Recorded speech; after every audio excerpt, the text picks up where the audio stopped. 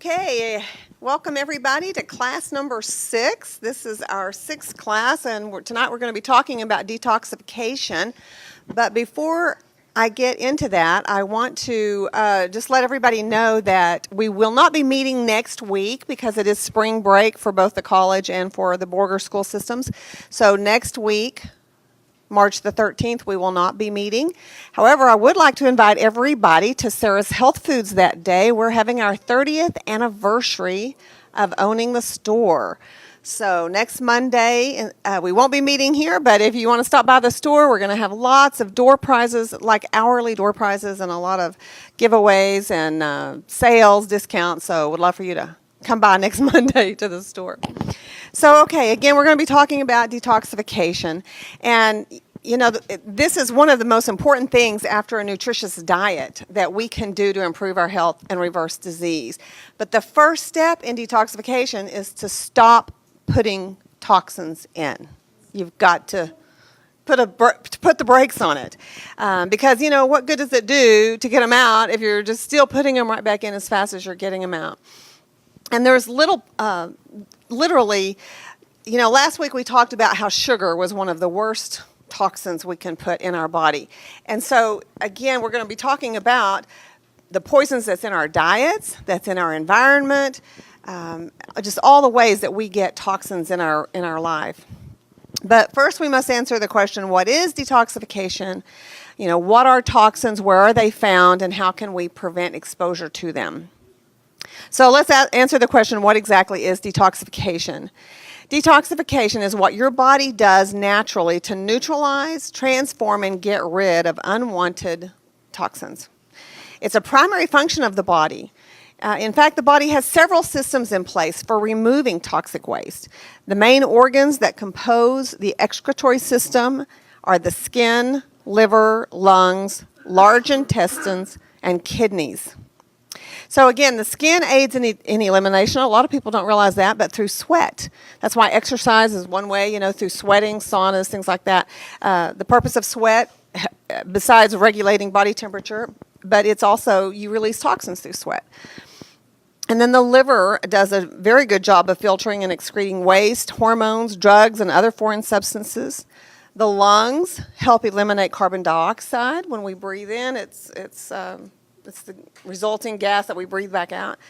The large intestines converts waste into the stool to be expelled from the body, and then the kidneys also filter the blood and remove waste. So the body has, you know, all kinds of systems in place to try to deal with toxins, but you know, if we're pouring them in faster than they can deal with it, then we're going to be running into some serious trouble. So when I'm talking about detoxification, it's about improving all of these systems in our body. And that's done by decreasing the amount of toxins we put in while at the same time supporting the body's detoxification system with nutrients and cleanses. Like colon cleansing really is one of the very first things to do to clear the body of stored toxins. Because what happens is if you don't get the colon clean, you end up with what's called auto-intoxication, which is where the food and waste and toxins that you've put in your body start, if they don't get out, they start putrefying in the body and they produce a whole new set of toxins internally, endotoxins, that will poison us as well. So let me also explain the use of the term toxins. Toxins are any substance that can be poisonous or cause negative health effects. So this refers to all the heavy metals, chemicals, pollutants, artificial food ingredients, pesticides, poisons that harm the body. Toxins damage every aspect of our body's function and play a role in virtually every disease. So it's very important. And they're also cancer-causing and endocrine disruptors. I'll explain endocrine disruptors in just a minute, but environmental toxins can be both man-made and naturally occurring. So, for instance, environmental toxins that are naturally occurring are lead, mercury, radon, formaldehyde, benzene, and cadmium, just to name a few. These naturally occur. But then there's man-made ones, like BPA, phthalates, pesticides, and so on. And all of these negatively affect health. They're known to cause cancer, radon, formaldehyde, and benzene are well established as cancer-causing agents, and then they act as endocrine disruptors. Now, what that means is that our hormonal system in the body is our endocrine system, and most toxins act as they mimic estrogen in the body, so they fit in our estrogen receptor sites, but they also fit in other hormone receptor sites, like where insulin fits. So toxins actually play a role in diabetes, type 2 diabetes. But it wreaks havoc on our hormones and their receptor sites. And you can imagine this is very concerning. That would explain why it might cause breast cancer and prostate cancer and things like that. But imagine what it's doing to boys, little boys, or men, but also women. It's a very bad situation. So the endocrine disruptors can include BPA, pesticides, and phthalates. So we're going to talk about each one of these here in just a little bit. So the endocrine disruptors are used widely in the manufacture of plastics that are used in our food and drink packaging. I mean, everything comes in plastic these days. Can you find anything that doesn't come in plastic now? Used to, you could have glass or metal or things, but it's like everything's plastic. And you have plastic water bottles, plastic baby bottles. All of our food storage containers, we microwave in plastic, which is a terrible no-no. You don't ever want to do that. And then it's also, let's say if something does come in metal, well, then it's got that plastic lining on the inside that has BPA. But also detergents have these chemicals, flame retardants. A lot of your infant clothing and bedding, crib stuff have these flame retardants in them that are very toxic.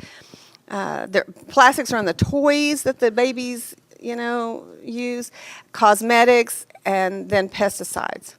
And then last but not least, all of these chemicals can cause organ failure and developmental problems. We know that lead, mercury, cadmium can all cause organ failure and developmental problems. We're in constant contact with harmful chemicals and pollutants. They're in the water we drink, the food we eat, the air we breathe, the stuff we put on our face and our bodies, even through drugs and treatments prescribed by our doctors and dentists. They're in our mouths. It's difficult, if not impossible, to get away from all of these toxins. So you can imagine again how important it is to detoxify and to avoid as many of them as you can. Over 6.5 billion pounds of chemicals are released into the air every year. Going through a regular day, the average person encounters a constant stream of benzene and other chemical toxins from our food, paint, printing ink, the flame retardants I mentioned earlier, coolants, wood floor finishes, Scotchgard treated clothing, furniture, carpets. All of our cosmetics are loaded. Pizza boxes. Do you know they're sprayed? The inside is coated with something to keep the grease from seeping through. Very toxic. Yeah. Popcorn bags the same way, coated with that plastic chemical. So again, our 20th century is just loaded with chemicals. And our grandparents, great-grandparents, they didn't have this like what we have today. So it's something we've got to deal with. They didn't have the barrage of chemicals, the heavy metals, radiation, electromagnetic frequencies, the agricultural and industrial toxins that we have today. So let's talk a little bit about our personal care products, because for women this is a big deal. On average, a woman uses like 12 different personal care products. I think when I was getting ready tonight, I was trying to count how many different things I used. I have a feeling it was more than 12. The average man uses 6. But they're loaded with endocrine disrupting phthalates and parabens. Perfumes alone have petrochemicals, phthalates, artificial dyes, propylene glycol, synthetic alcohol, synthetic fragrances, or animal byproducts. So perfumes are really nasty. Now, in a future class, I hope to talk to you about essential oils, because they are natural. They smell wonderful, and we can make beautiful perfumes with that. In fact, yesterday I did order some. You can buy perfumes that are scented with, the essential oils, and so they're going to be far healthier. In fact, they're with companies that are certified to be pure and organic and no harsh chemicals in them. So I'll bring those next time when we do that class, and you can smell them and see, hey, maybe we could find a healthier, safer substitute for perfumes. I have gone through mine and gotten rid of all but about 5 of them, and of course I had like 50. Most of them I never wore, but I'm just slowly weeding all the stuff out. As I've learned and studied for this, I realized, man, I gotta do a better job than I'm doing. The National Institute of Occupational Safety and Health say of all the cosmetic chemicals used, nearly 900 are toxic. And these chemicals that they contain easily pass from the skin into the body within minutes of their application. The whole idea of the patches, the pain patch or the hormone patches, is because it gets in through the skin. Everything you put on your skin is getting into your body. So you've got to be very careful about what you apply on your body. Studies find them in the bloodstream and in body tissues like the breasts. Now, there's a really good website that you can go to that contains data on many products with toxic ingredients, as well as it'll give you healthier options. It's the Environmental Working Group's website, and it's www.ewg.org, and then hit /skin deep. Yeah, and on your paper there, I think the website is listed on there as well. Thanks, Joe. Yes, that's a great website for not only about cosmetics, but about foods too. So, again, you can go there and look up, like I said, they have safety data. And that's where I found these perfume places that make natural perfumes. Also, there's a great app for your phone that's, you can go to called Think Dirty. It's an app, and it ranks the safety of specific products on a scale of 1 to 10 and offers up cleaner solutions.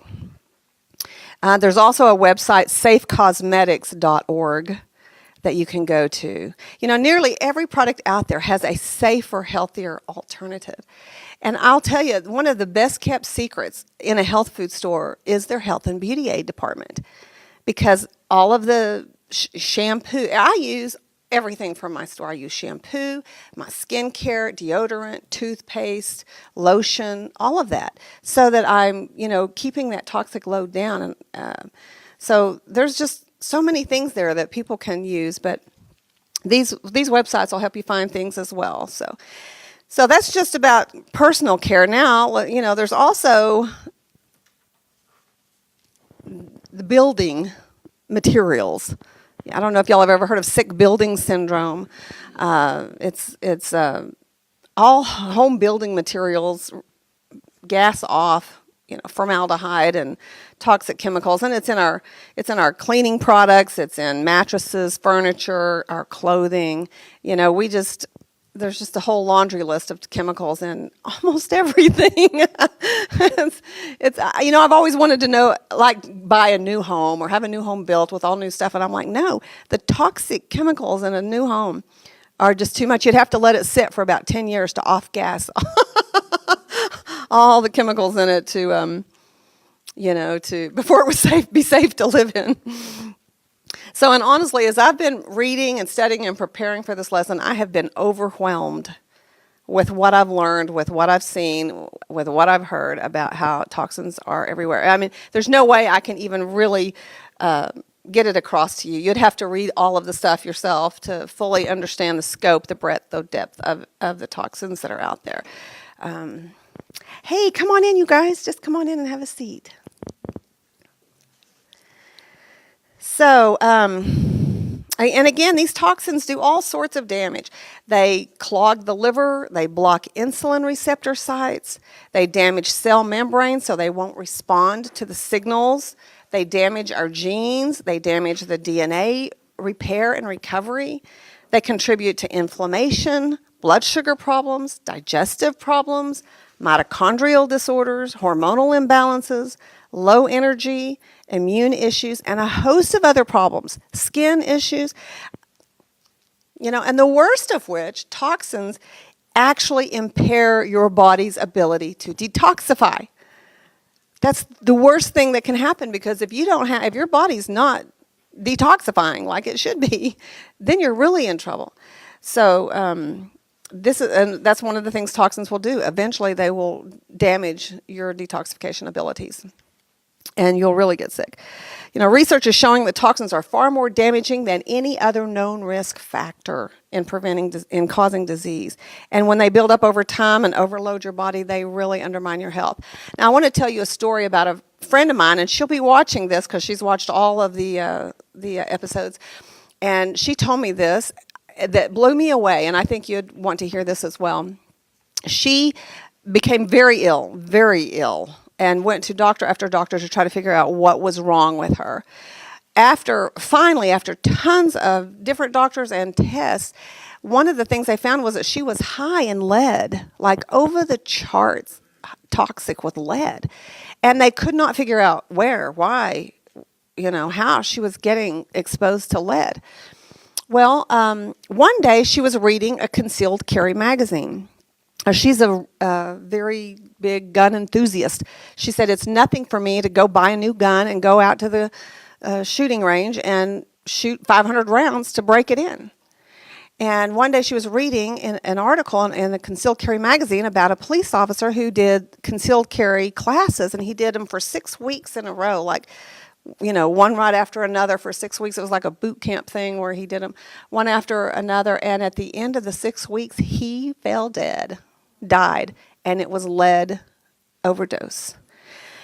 And that, of course, alarms went off in her head about this. And what they found and what they were saying was how if you go to these shooting ranges, if they're indoor, I don't suppose if they're outdoor you have the same kind of effect, but she was in an indoor range, and apparently so was this police officer. But, in this article they were saying if you shoot guns, you need to take clothes that you don't shoot in and get out of the clothes you did shoot in, put them in a plastic bag, seal it up, and as soon as you get home, wash them, take a shower, do all these precautions to protect yourself from the lead of shooting guns in a closed gun range.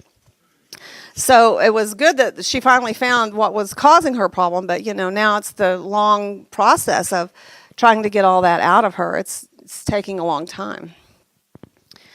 So the President's Cancer Panel of 2010 found that with nearly 80,000 chemicals on the market in the United States, many of which are used by millions of Americans in their daily lives, that they're unstudied and understudied and largely unregulated. That exposure to these carcinogens is widespread. Of only a few hundred of these, or about 2%, are tested for safety. No, goodness, what are they doing? The EPA has found traces of antibiotics, hormones, and chemicals from drug and personal care products in rivers and waterways and water systems all over the United States, and yet it has made no long-term plans for cleanup or restrictions, as other countries have done. Now, let's just talk a little bit about what they're doing to our food. Conventionally grown food is loaded with toxins. Farmers stopped replenishing the soil by doing crop rotation and, manure, things like that, like they had done for thousands of years. So instead, they started depleting the soil, so they would use synthetic fertilizers, which include phosphates, which release high levels of cadmium into the soil, which is a toxic metal. And then when we eat foods grown in that soil, the cadmium gets in our food. When we eat foods grown in mineral-depleted soil, they more easily absorb metals like cadmium. And once cadmium gets into your body, it takes 16 years just to get rid of half of it. And then, if that's not bad enough, the food is sprayed with neurotoxic pesticides to kill the insects, and then herbicides with glyphosate in them to kill the weeds, not to mention the GMOs, the food coloring, the artificial flavors, colors, and sweeteners. You can see how our food is just loaded. Now, and I gave you a handout. Did everybody get the handout on the clean 15 and the dirty dozen and then the top GMO foods? Harold, can you hand me? Can you bring me one of those? You'll see that apples top the list of the dirty dozen. The dirty dozen are the ones absolutely just don't eat if you're buying them conventionally because they're too toxic. Buy organic only if you're going to eat those in that first list. The Clean 15 is the top list. The Dirty Dozen plus 2 is the second list. Try to avoid these if possible or buy only organic on these. But again, apples top the list of the Dirty Dozen. Apples now contain more pesticides than any other fruit or vegetable. For starters, 80% of apples grown in the U.S. have a chemical called diphenylalamine, something like that, on them, which breaks down into cancer-causing nitrosamines. Growers spray apples with this chemical after they harvest them to keep them from turning brown, so they'll still look real pretty when you buy them. And even if the chemical on this is small, if you think about, the apples a child eats, the apple sauce, the apple juice, it builds up. And then you have nitrates and nitrites in your hot dogs, your lunch meats, your processed meats like bacon and sausage. They break down into the nitrosamines as well, and they're linked to the increased incidence of Alzheimer's, Parkinson's, and type 2 diabetes. Not to mention, I didn't even put it in here, but I had a whole thing about hot dogs, how children, if they eat a lot of hot dogs as young children, that they have a 6-fold increased chance of getting brain cancers and multiple myeloma and leukemia, things like that. So hot dogs are a real no-no. And that's what, oh my gosh, that's a popular thing to give kids because it's handy, it's protein, you think you might be doing something good. Well, if you get the kind that don't have the nitrates and nitrites, that'd be fine, but shouldn't do it otherwise.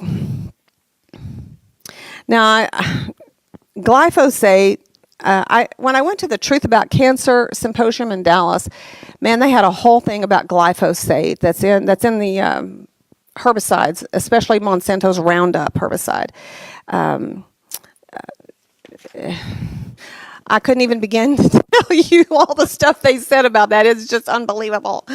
And this glyphosate-resistant crops are now grown on more than 175 million acres in the United States and more than 440 million acres worldwide.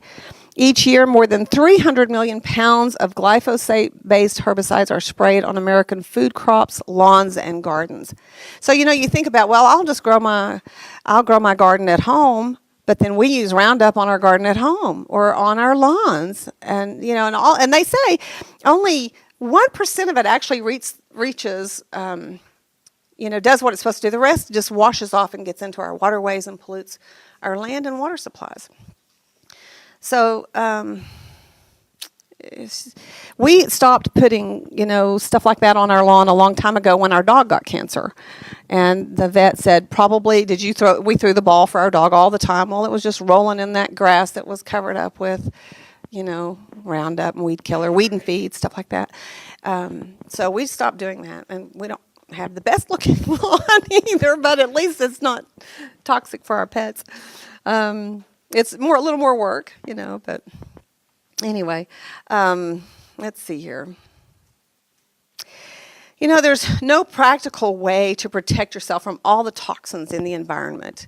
You would have to live life in a hermetically sealed suit to avoid them all. But fortunately, there are some ways to counteract some toxins and pollutants.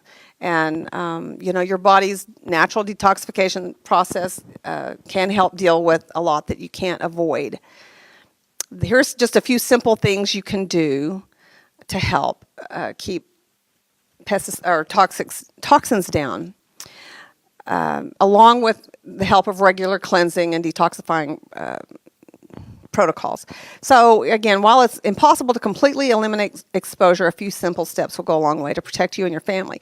Decrease use of plastic. They have those glass containers to store your food. You have leftovers. What do? We put them in plastic. And then what do? We microwave them in plastic. No, don't do that. Stay away from plastic as much as possible. And, I buy these, like the kombucha bottles and stuff. When I go anywhere, my water is filtered and it goes in a glass water bottle that I just, keep washing. And I try not to use plastic water bottles. So transition to glass, stainless steel, porcelain containers, glasses and mugs, never microwave and plastic. Try to stay away from styrofoam. Oh my goodness, they can take your blood and have you drink a Coke or a hot beverage out of a styrofoam. And in 15 minutes, take your blood again, and they will find the styrene chemical in your blood.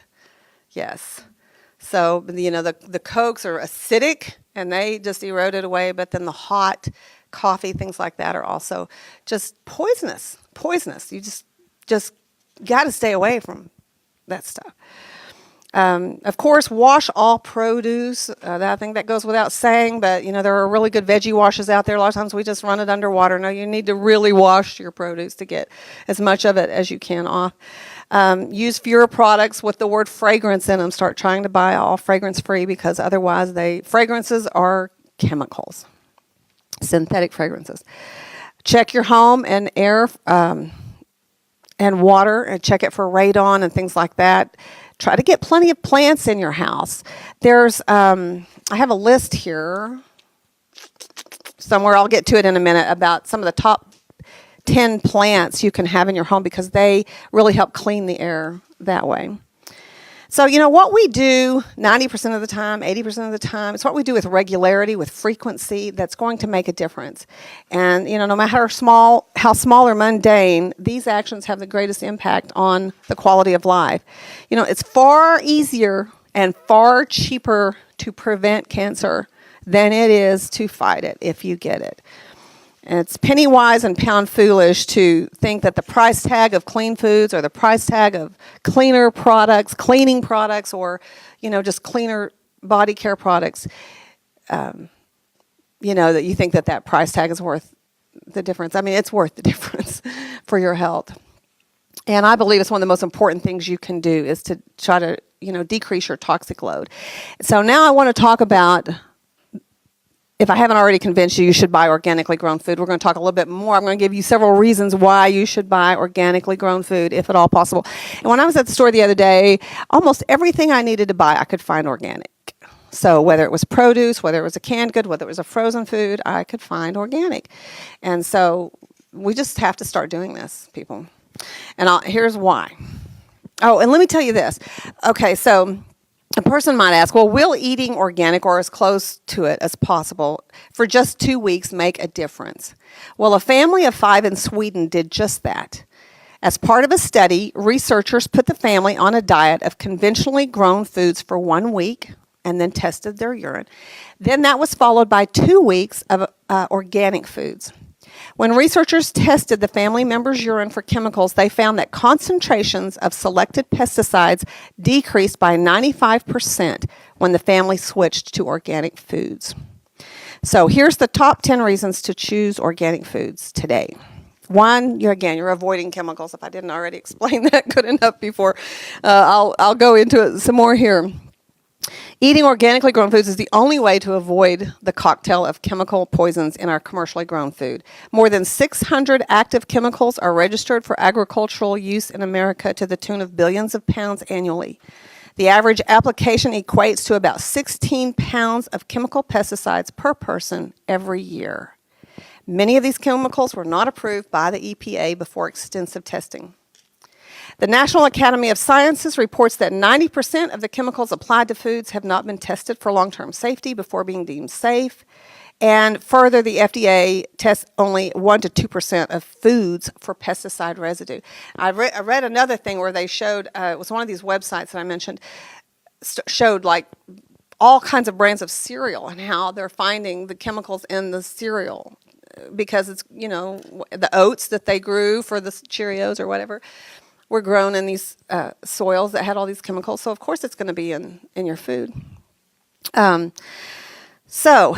then you get the benefit of more nutrients. An organically grown food has more nutrients. This is very well proven and established, that they have more vitamins, minerals, enzymes, and micronutrients than commercially grown foods, because that soil has been depleted. It's not there.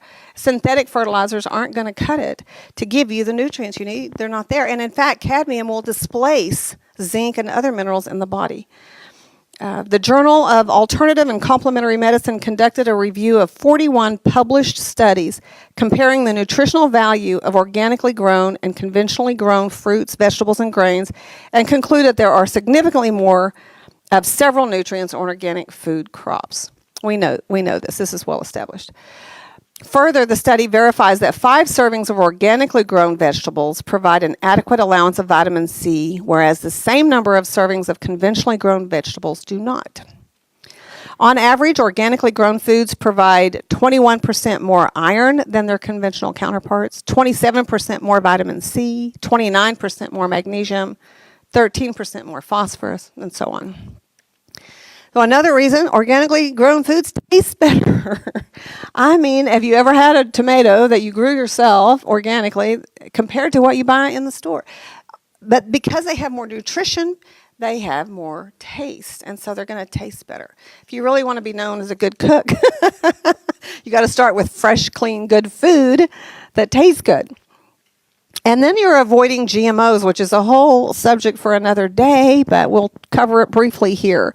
Genetically engineered and genetically modified organisms, that's what GMO stands for, are contaminating our food supply at an alarming rate with repercussions beyond understanding. GMO foods do not have to be labeled here in America. And because organically grown food cannot be genetically modified in any way, choosing organic is the only way you can guarantee that you're not getting a genetically modified food. But if it's organically grown, you can be assured it is. GMOs are plants and animals that have been created by combining the DNA of different species in a way that could not occur in nature or by traditional crossbreeding. They comprise a large percentage of commercial soy, corn, beets, and alfalfa grown in the United States.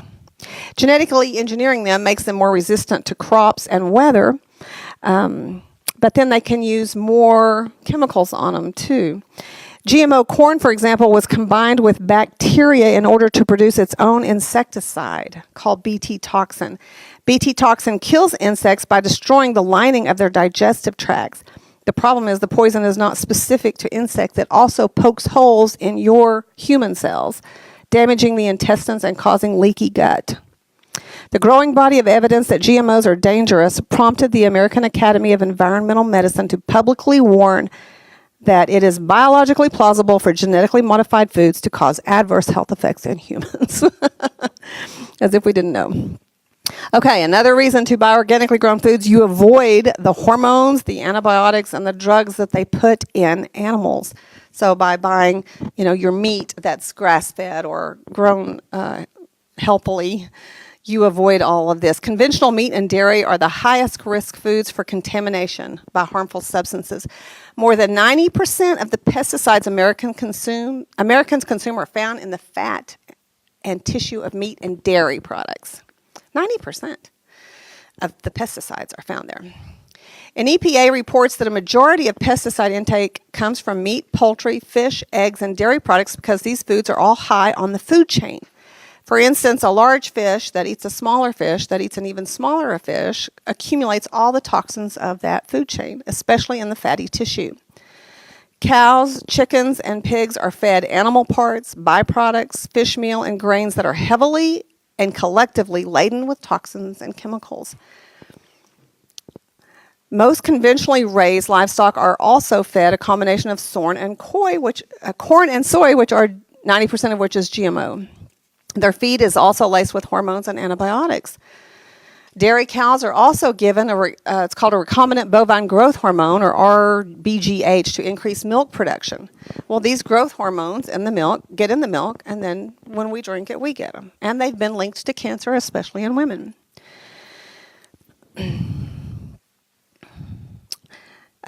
The forced increase in milk production causes infections, and so the animals are dosed with more antibiotics.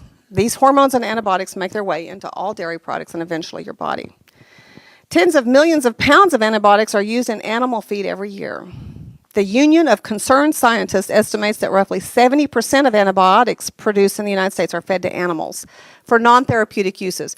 In other words, because of the way they're raised so cruelly and inhumanely, they are disease-prone. Therefore, they have to give them antibiotics to fight the diseases they get, whereas if they were free-range, grass-fed, they don't need the antibiotics unless they do have something come up, then they're given it.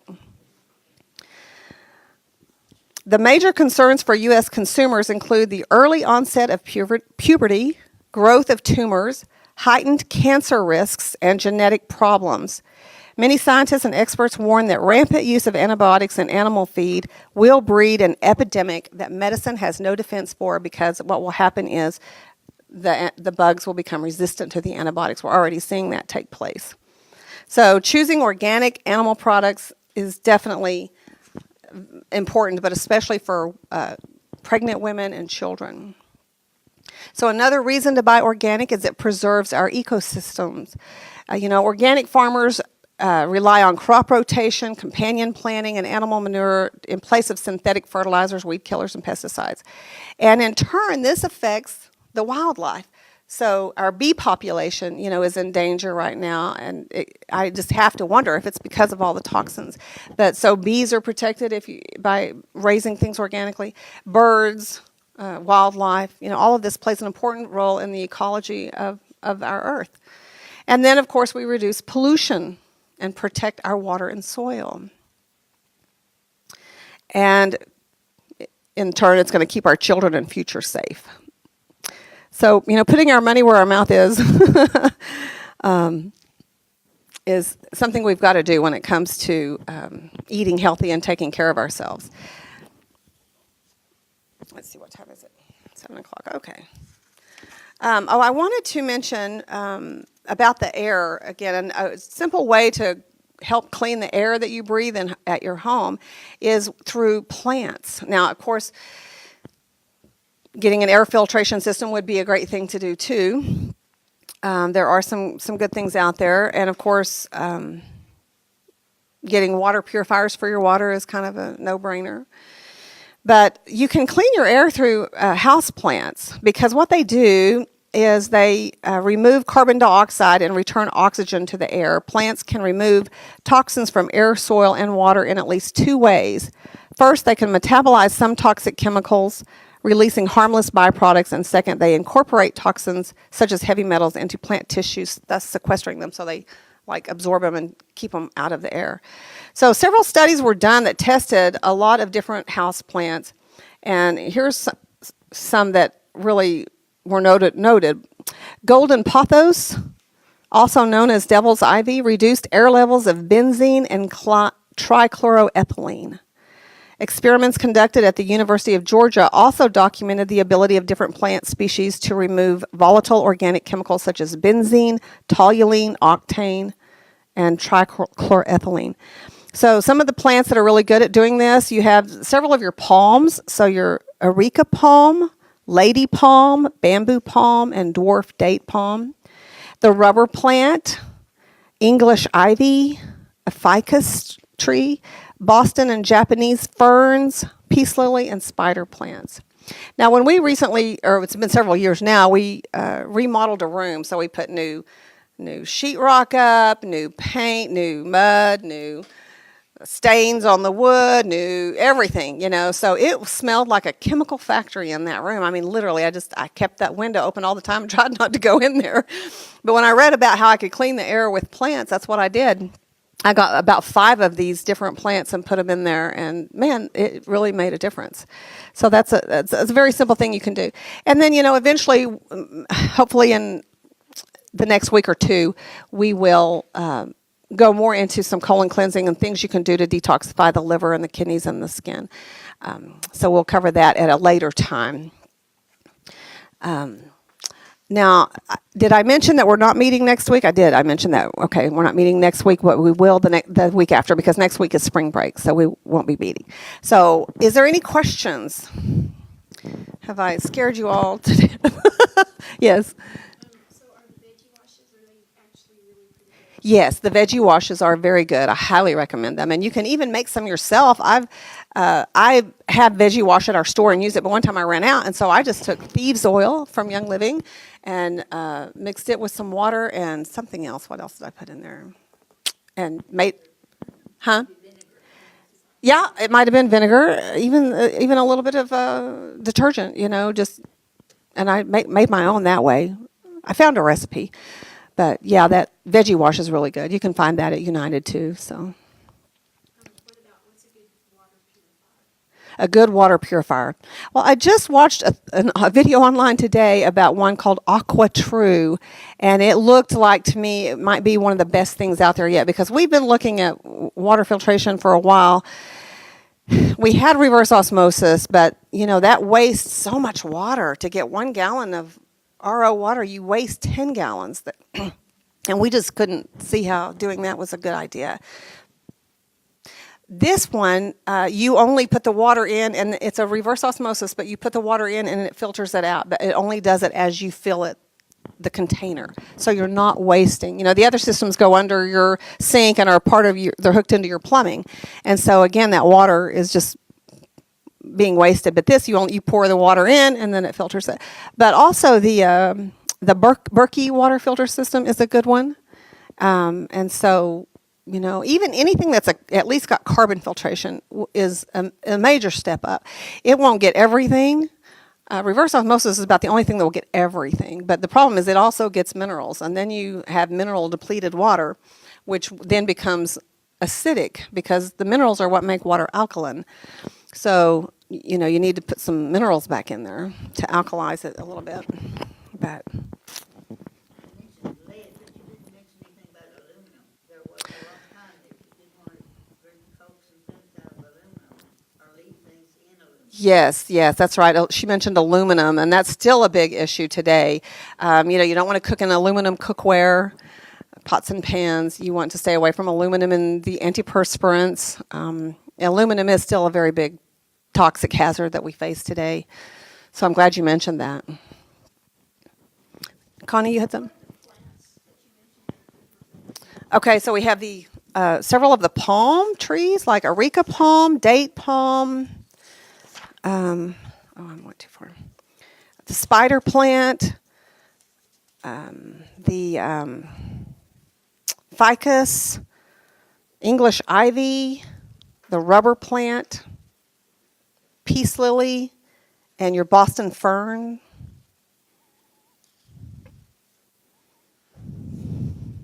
I had a book, I don't remember what's the name of that book, Harold, that I read that talked about all these things, but any other questions? No?